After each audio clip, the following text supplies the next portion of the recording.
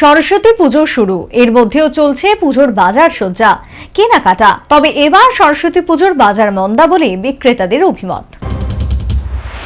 পঞ্জিকার নিঘণ্ট অনুযায়ী রবিবার বেলা 12:14 মাঘী শুক্লা পঞ্চমী তিথি শুরু।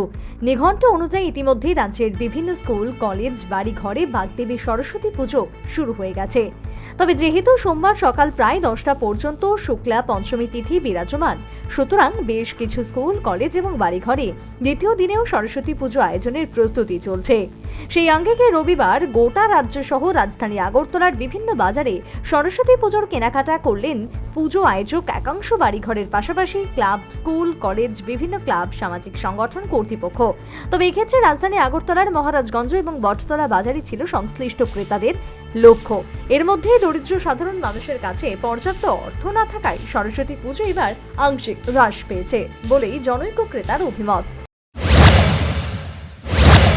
মানুষের কাছে অর্থ নাই, যার ফলে পূজাটা কম হইতেছে। অর্থ যদি থাকতো তাহলে পূজাটা ঠিক মতো হইতো।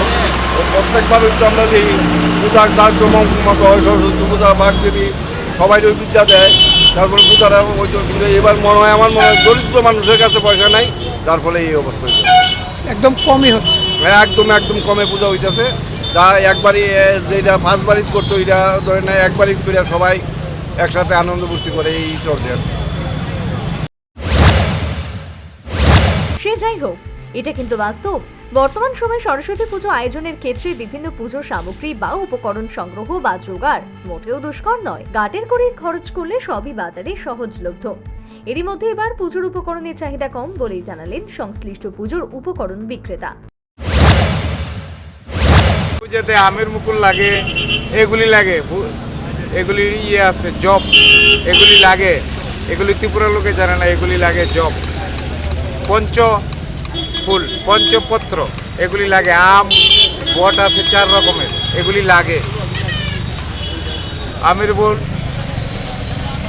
পলাশ ফুল একদম কম বাজারে, একদম নাই, এগুলি লাগে। পলাশ ফুল একদম শর্ট বাজারে।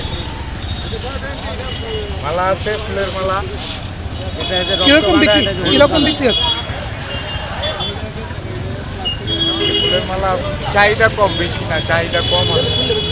পলাশ ফুল একদম নেই, পলাশ ফুল একদম দাম, একদম নেই বাজারে। একই কথা শোনালেন সংশ্লিষ্ট জনৈক ফল বিক্রেতা। অন্য সময়ের তুলনায় সরস্বতী পুজোর বাজারে ফলের দামের হেরফের না থাকলেও ক্রেতা সাধারণের তেমন আগ্রহ নেই বলেই জানালেন ফল বিক্রেতা। বেশি ভালো না, আগের মতো লাগছিল না। কেন এবছর তো কম? কম বোধ করেছে, তার জন্য বেতন বেশি করেছে। এমনিতে রেট কিরকম লাগছে? মোটামুটি বেশি বাড়েনি।